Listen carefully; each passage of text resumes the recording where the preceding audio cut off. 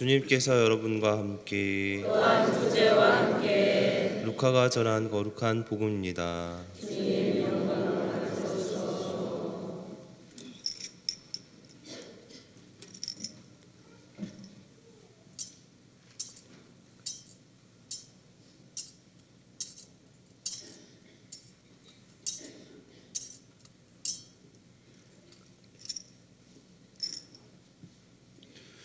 그때 목자들은 베들레헴에 서둘러 가서 마리아와 요셉과 구유에 누운 아기를 찾아냈다. 목자들은 아기를 보고 나서 그 아기에 관하여 들은 말을 알려주었다.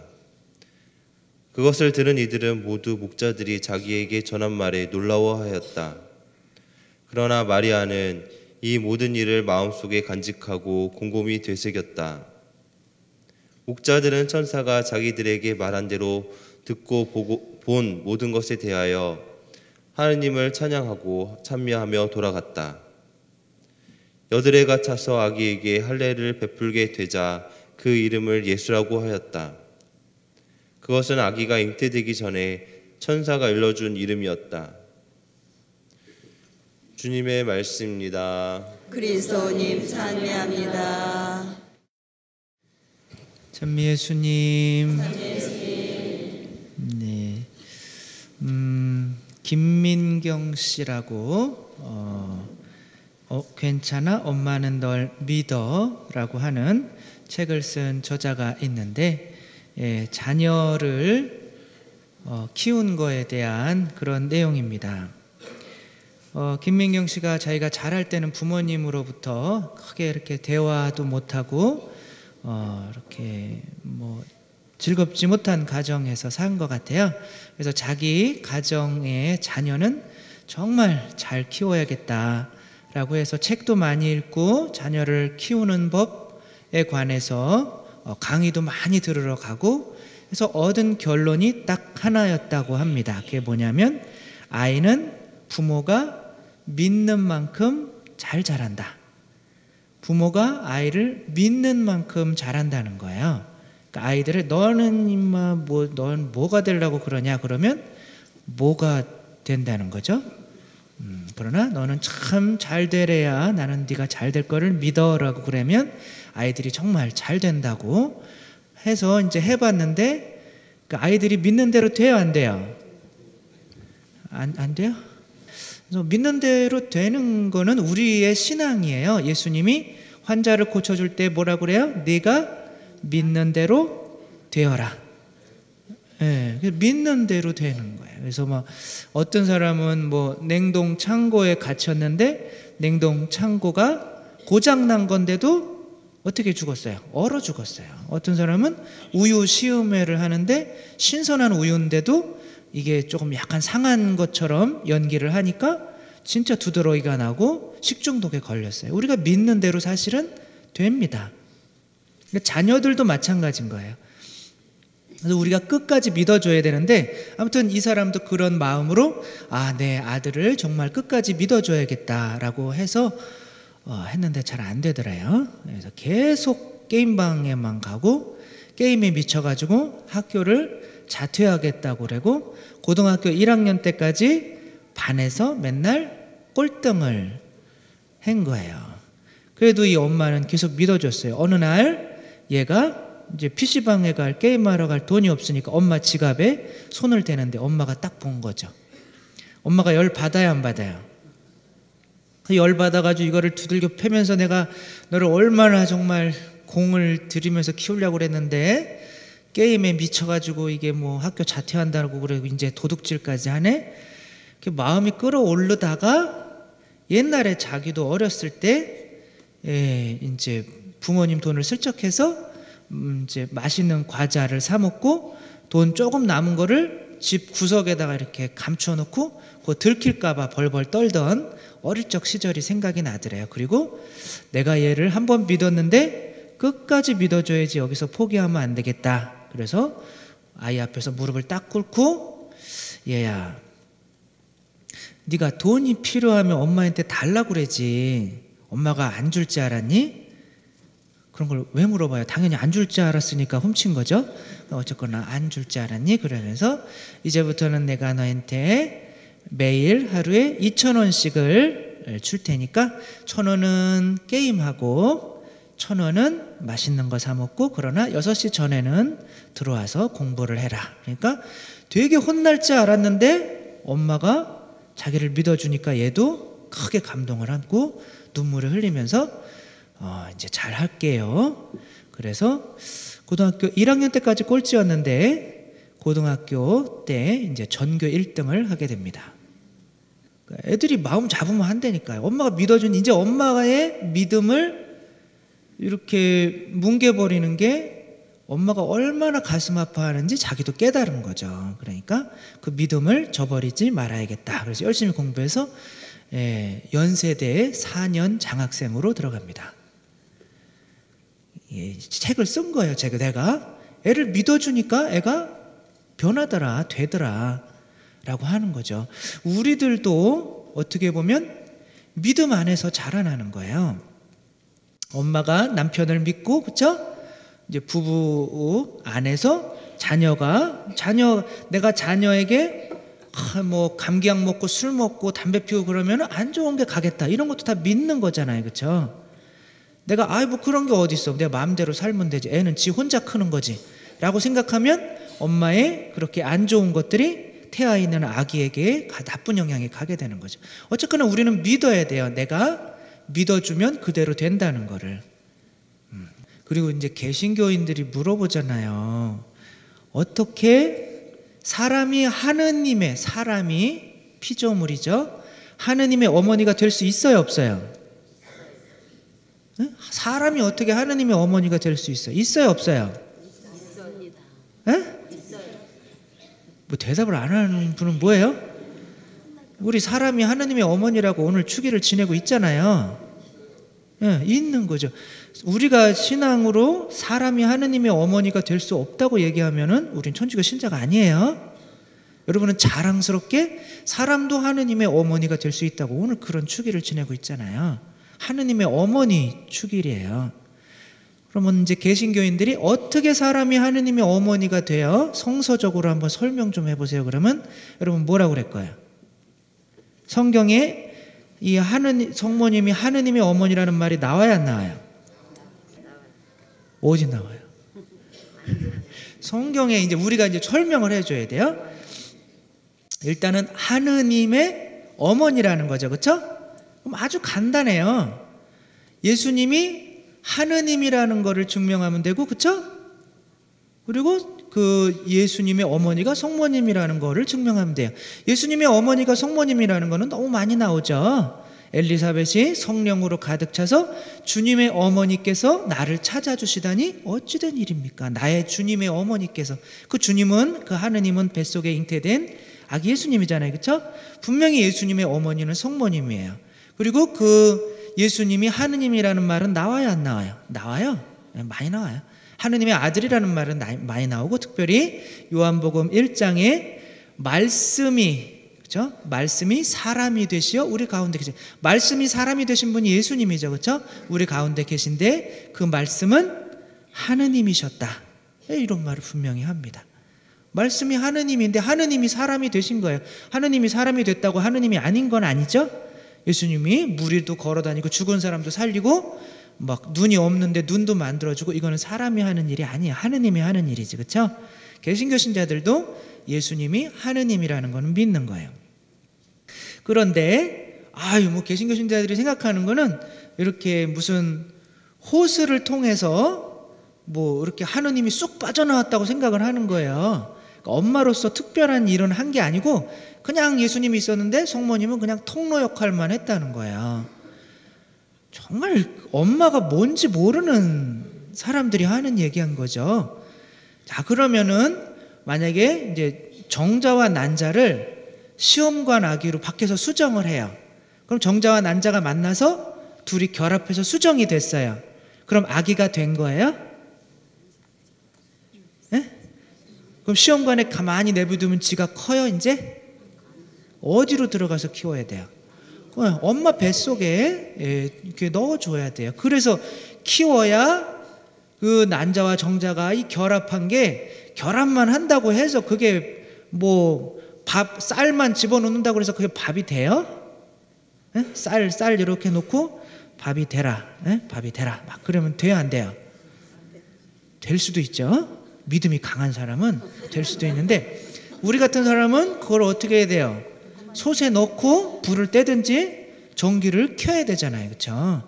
어느 정도 그게 익을 수 있는, 결합할 수 있는 시간과 에너지를 줘야 되는 거예요. 그 에너지는, 그 불은 뭐라고 그러냐면 성령님이라고 그러고, 그 솥은 뭐냐면 성모님의 자궁인 거예요.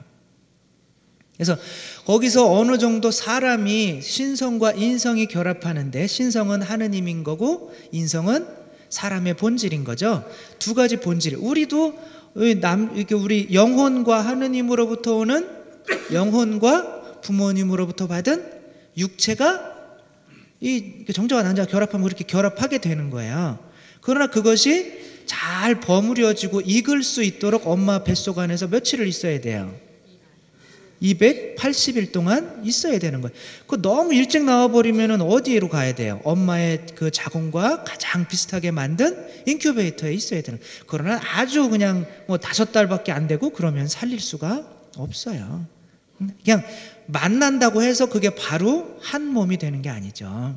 그래서 이 애가 이제 뭐 공부를 잘 할 수 있도록 엄마가 끝까지 믿어주는 게, 그 믿음이 바로 이제 성령님이고 그 그릇인 거예요.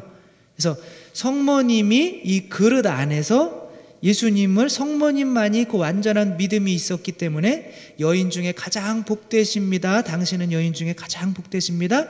하느님의 말씀이 이루어지리라 믿으신 분. 이게 엘리사벳이 성령으로 쳐서 이렇게 얘기하잖아요. 성모님은 믿으셨기 때문에, 아까도 그랬잖아요, 그렇죠? 믿는 대로 아이가 성장한다. 우리는 아이들이 제대로 성장하지 못했으면 어쩌면 아이들이 하느님 뜻 따라서 잘 성장해 줄 거야 라고 하는 믿음이 약해서 그런 걸 수도 있어요. 정말 믿음이 강한 사람은 자녀를 온전히 키운다는 거죠. 믿는 대로 된다는 거죠. 그래서 이 믿음의 밭이 다르면 아무리 씨앗이 똑같더라도 이게 똑같은 열매를 맺지를 못해요.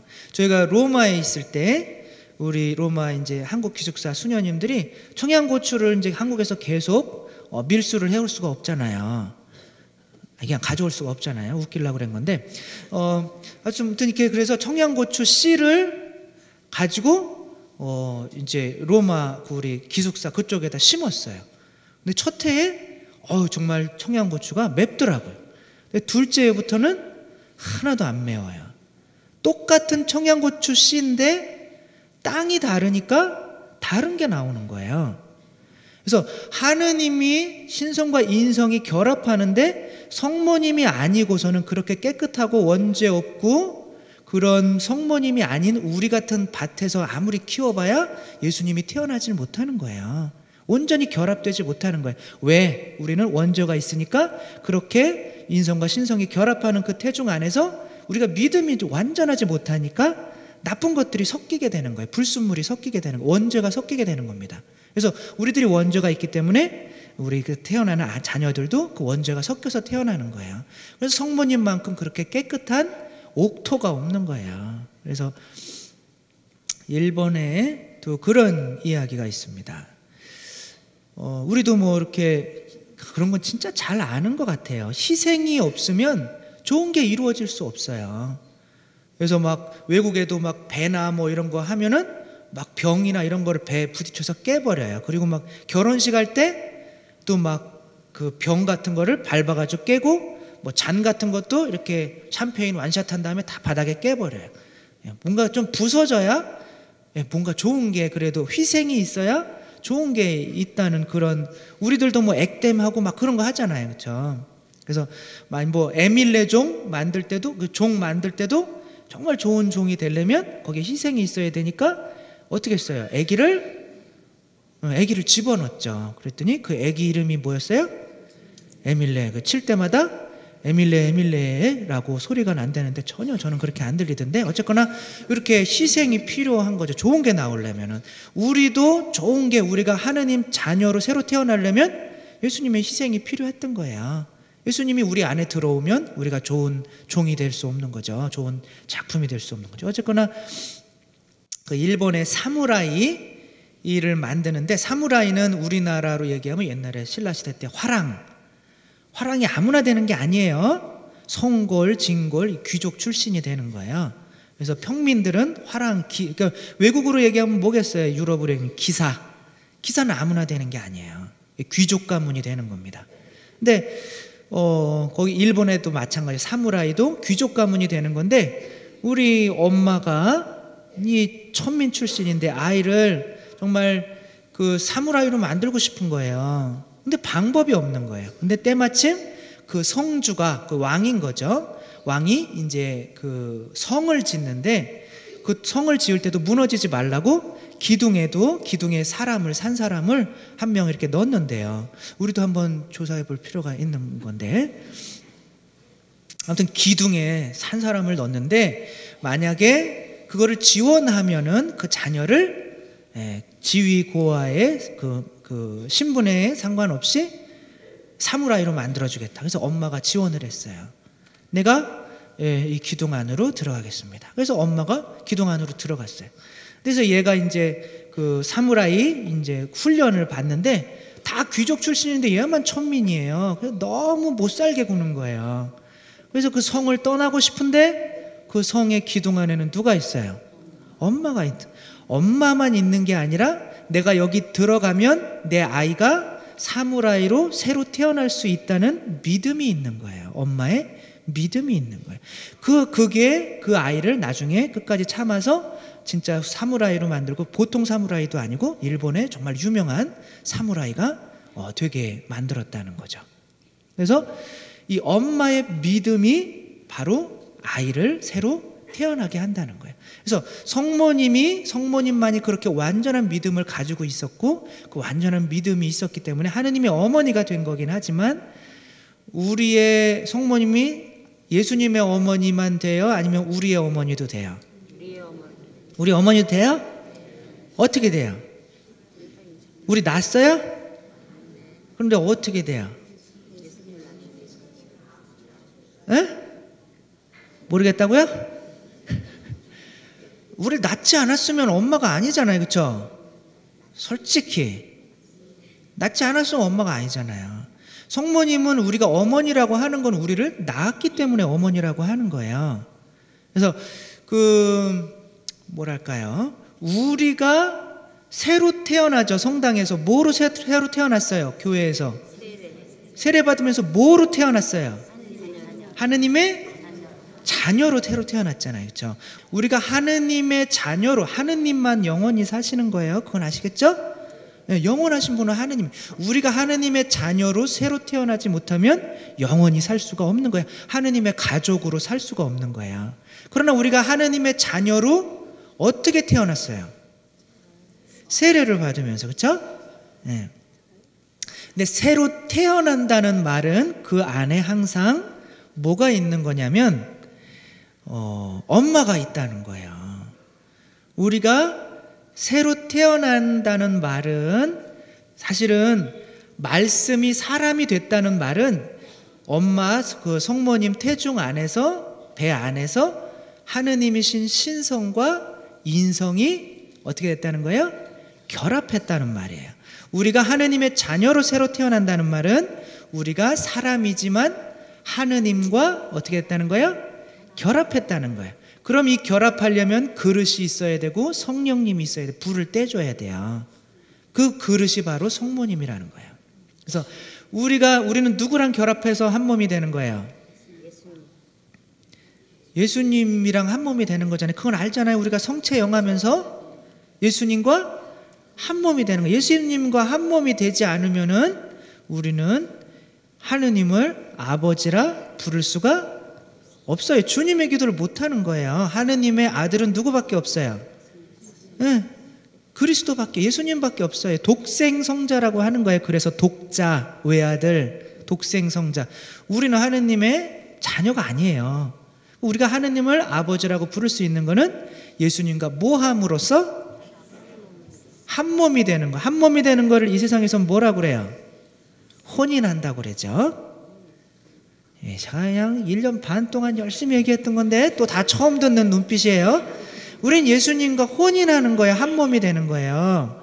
그래서 예수님의, 우리가 뭐 여자가 남자랑 결혼해서 남자의 시아버지 시어머니를 계속 아줌마 아저씨라고 부르면 쫓겨나잖아요. 한 몸이 되니까 이제 남편의 아버지를 뭐라고 부르는 거예요? 그냥 아버지라고 부르는 거고, 어머니를 그냥 어머니라고 부르는 것처럼 이제 예수님의 아버지를 우리가 그리스도와 성체를 영함으로써 한 몸이 됨으로써 예수님의 아버지를 나의 아버지라고 부르는 거고, 예수님의 어머니를 나의 어머니라고 부르는 거예요. 실제적으로 성모님이 우리에게 성령님을 주시지 않으면 우리는 하느님과 예수님과 한 몸이 될 수 없어요. 아까 이렇게 밥할 때와 마찬가지로 불이 있어야 돼요. 뭐가 익으려면, 인성과 신성이 결합되려면. 그래서 성모님에게 예수님이 잉태되기 전에 뭐가 먼저 와야 되는 거예요? 성령님이 먼저 오셨어야 되는 거예요. 마찬가지로 우리에게 성령님이 오시지 않으면 우리들도 예수님과 한 몸이 될 수 없어요. 그릇은 당연히 성모님입니다. 성모님의 믿음 안에서. 그래서 오늘 제 2복음, 이게 뭐예요? 제 2독서에 보면 누구든 성령님을 통하지 않고서는 하느님을 아빠, 아버지라 할 수 없다고 하는 거예요. 근데 그 성령님은 누가 주시는 거냐면 이 성모님의 믿음으로 주시는 거예요. 제 믿음으로 여러분에게 빵과 포도주는 여러분이 11조 내는 거를 제가 그 대신 빵과 포도주를 하느님께 봉헌하는 거죠. 그 일은 처음에 언제 있었어요?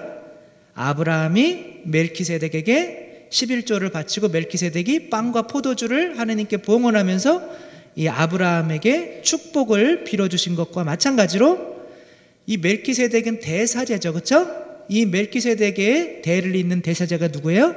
그리스도인 거죠. 제가 그리스도를 대신해서 여러분의 10분의 1을 하느님께 봉헌하고 그거를 여러분에게 축복으로 빵과 포도주를 그리스도의 살과 피를, 그리스도의 살과 피를 영원히 먹고 마시지 않으면 너희는 영원한 생명을 얻을 수 없다.